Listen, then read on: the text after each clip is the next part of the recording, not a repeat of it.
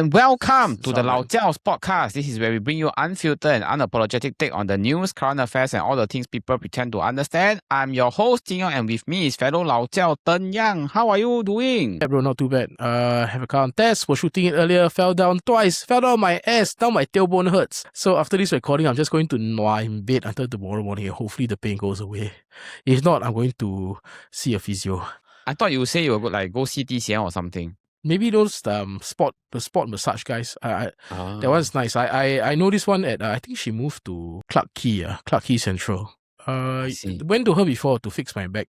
I have an old back injury from my golf. Speaking about sports injury, right? You said you had an old injury from playing golf. Yeah, have you seen the recent news about the golf legend Tiger Woods? You know, man's keeping busy. Besides shooting, previously 18 hole-in-ones with a whole host of women, and then now drink driving. He reminds me of that one uncle at every family gathering who drinks way too much. Yeah, like beer or like whiskey or whatever hard liquor you have. Any given opportunity, which is basically every sentence, he's just cursing the government about some perceived slight, maybe about his CPF, maybe about the bus fare or utilities or like the smell in the air, maybe or too much haze. Oh, somehow it's the government's fault as well. Or like, how to say, those that live on past glories, they keep telling you the repeated stories. Wow, back in my times, we rush up the mountain, we plant our flag there. Fought through a storm, went through the desert, and then fought off a lion just to go to school. And to go back home, I had to do the same thing all over again.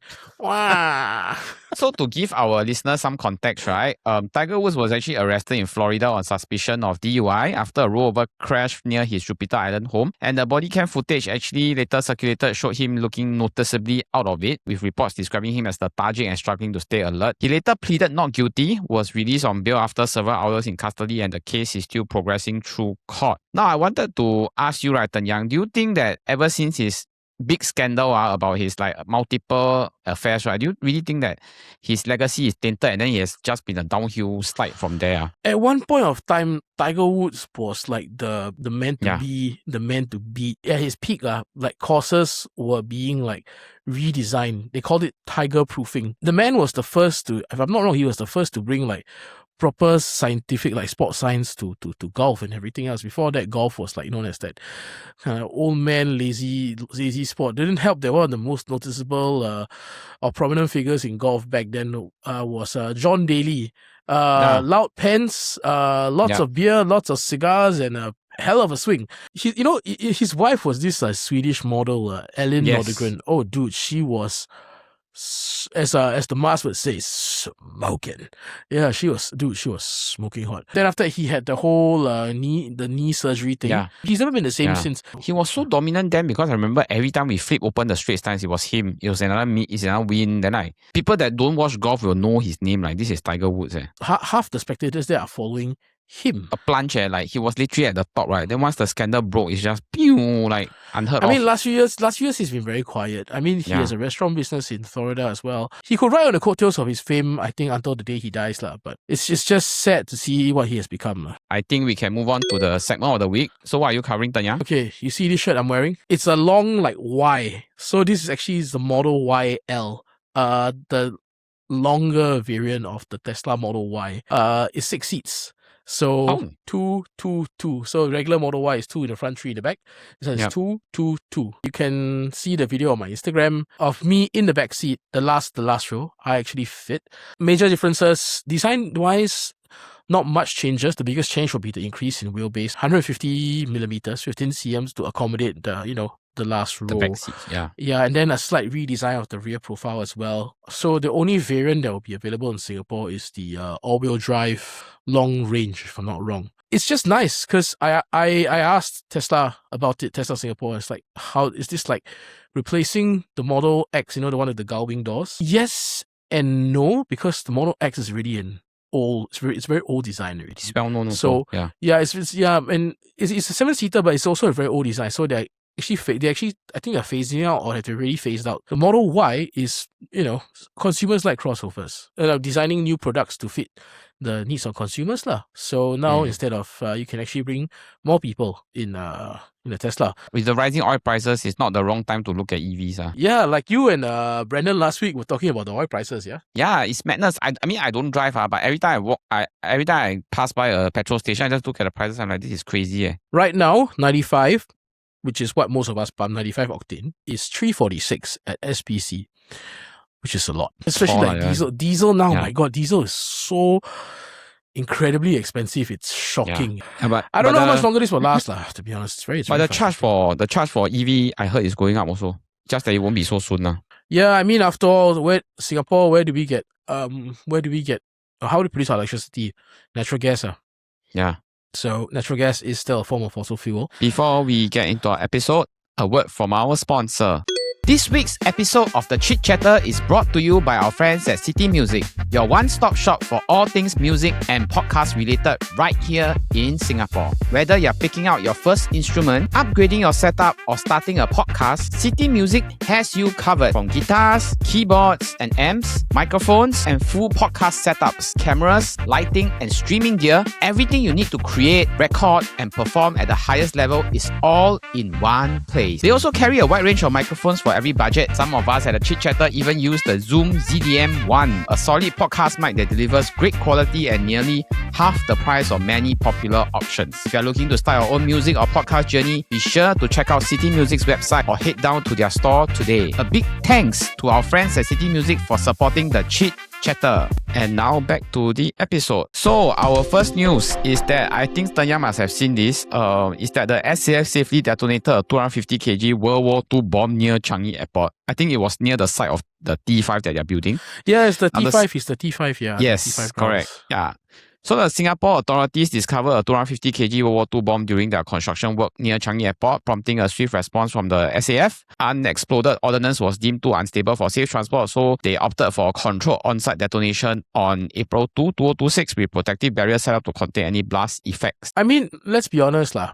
This finding unexploded ordnance in Singapore, considering how the Japanese whacked us in World War II. Yeah. I wouldn't say it's like a common occurrence, but it has become a fairly normal occurrence. Day-to-day thing. It's not day-to-day lah. Yeah, every but few there's months. There's at least a couple of years lah. Our armed forces are well trained. Our bomb disposal guys, they are the army EOD guys, they are really, really good. They detonated it at Terminal 5. Not say that the side of Changi Airport. Civilization around there. Not much civilization. It's quite a lot of, quite a lot of wide open space. The one that was really, the last few years one that was a bit hoo-ha was the one that they found at the old Zouk, the old side of correct.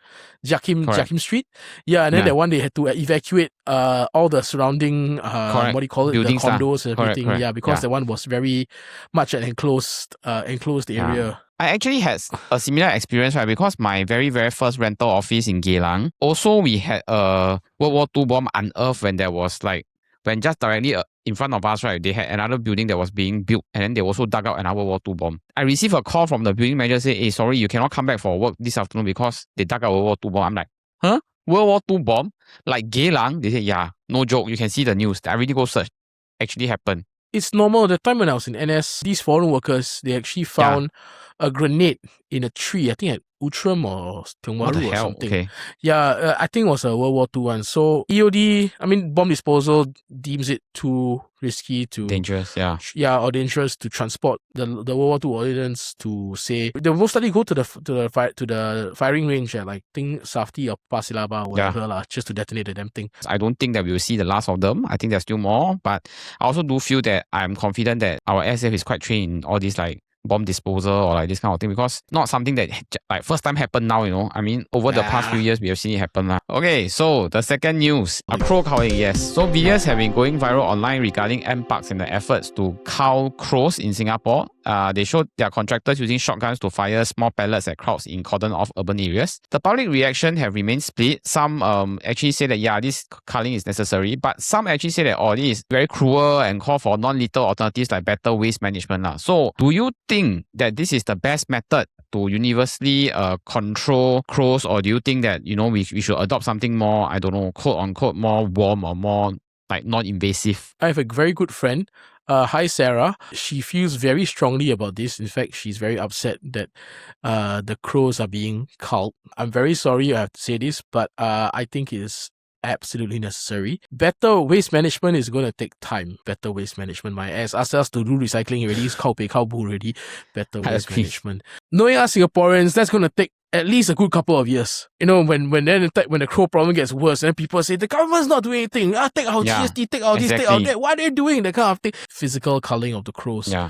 It's a much quicker, it's a much more effective of dealing with the problem. Let's be honest, they're doing this for the optics also. Okay. Yeah. But for the optics, it fucking works. It works well because it just works. You hear a bah, it's like, oh, and then you see the crow on the ground. Then you got a video over there, ooh, that kind of thing. You know, straight times to see, and just ooh, that kind of thing. So like, she says like, okay, we've culled X amount of crows, this, that, this. Those crows are getting fucking aggressive, you know. Like even like hawker centers or coffee shops or like wherever, they can get fucking aggressive, you know. Imagine the kids, you know, they attack your kids, and then Singaporeans being Singaporeans, you got Complain Singapore or whatever, just SG follows on, and then like essay writer Sunny goes there and posts about the government is not doing to protect the kids or not dealing with the crow problem. Better waste management that can run concurrently with the culling, but the culling is going to be a much more it's a much quicker, a much immediate, more effective, it's much more immediate, and much more immediate, and the results are much more immediate. This is my unpopular opinion. It always irks me when people talk about animal cruelty in that sense that they always like to say things like, "Oh, you all shouldn't treat animals so bad." Don't you think that we only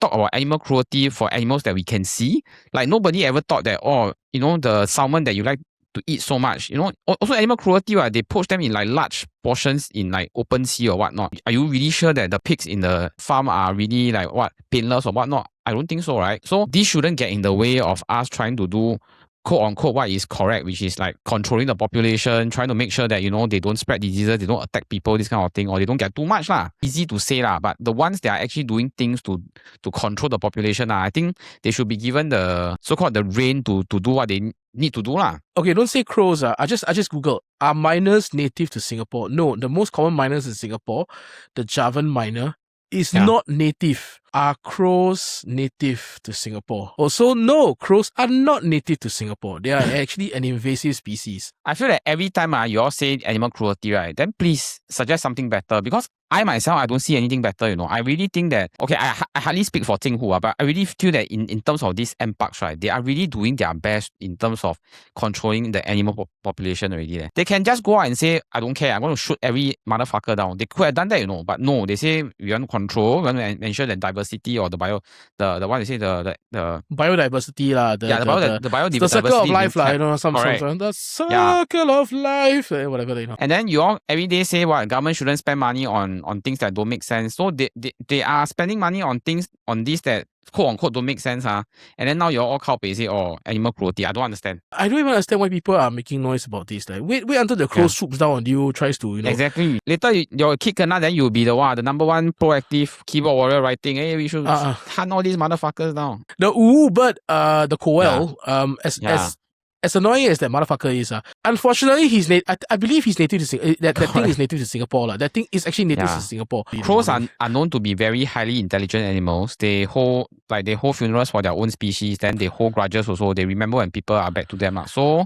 they can start attacking. So they can start attacking the contractors lah. But you know, good luck with a shotgun versus a crow lah. Yeah, I would say be careful what you wish for. Because if let's say you all want to be controlling in a sense that non-invasive, then you start seeing one spot people keep like shooing birds away, right? Then sooner or later they attack you. Then okay lah, we see how. No, people want to learn the hard way. Okay lah, you're going to do your better waste management lah. Talking about Singaporeans and their better ways of doing things. The third news is, I tell you, this one is an alamak dumb news, okay? It's a follow-up story from one of our stories last week. And there is the 18-year-old student was arrested in Singapore for public nuisance after he filmed himself licking a straw from an Ijooz vending machine. And then he placed the contaminated straw back in the dispenser. The video, which surfaced online on March 12, quickly went viral. It prompted Ijooz to file a police report. So police confirmed that he was arrested on April 2, and with investigation ongoing, he's reportedly a student at the ESSEC Business School. Ijooz has seen accelerated updates to his machine, adding features like individually packaged straws and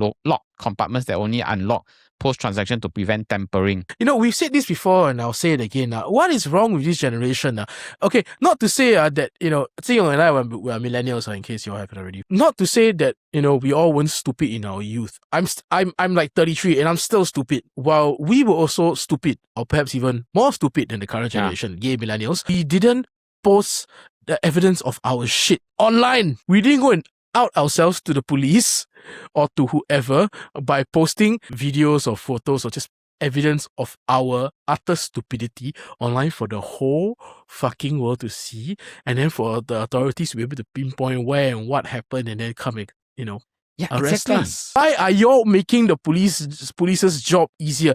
Thanks for posting that video online. You just made you just like cut down like 50% of my workload. Thing that he posts, right, it's not even that kind of like I can argue for him that okay, maybe he was thinking about this, maybe he considered that this is a cause that need to be fought for, or like this was an unpopular opinion, but it's something that we should respect, because it's an opinion.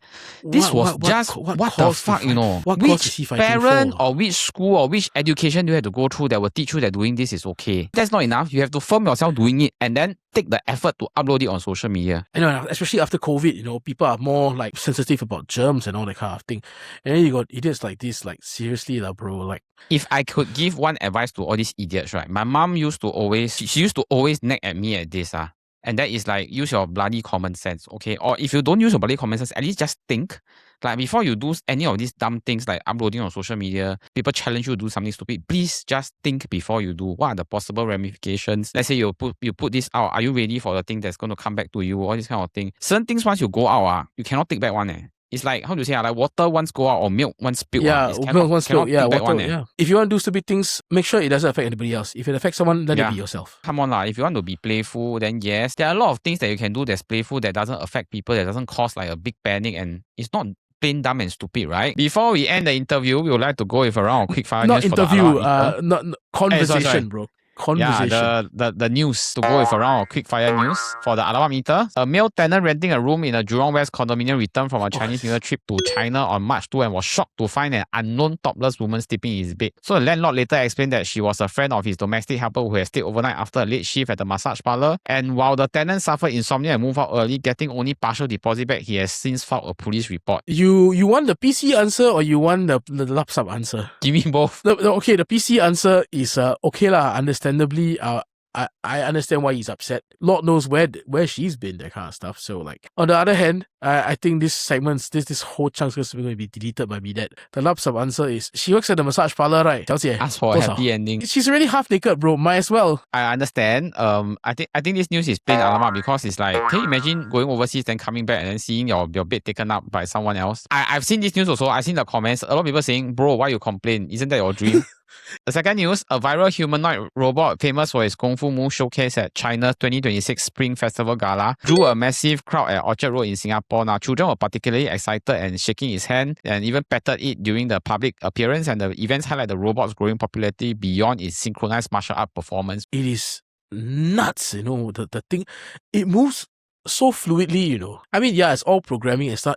But not too long ago, robots, even the ones, the more humanoid ones, the movement was still a little clunky. Yeah. And then now you got these guys moving like actual kung fu practitioners, I mean, give it a few more years, these guys will be jumping around like Jet Li and Jackie Chan and Bruce Lee in their prime, seriously.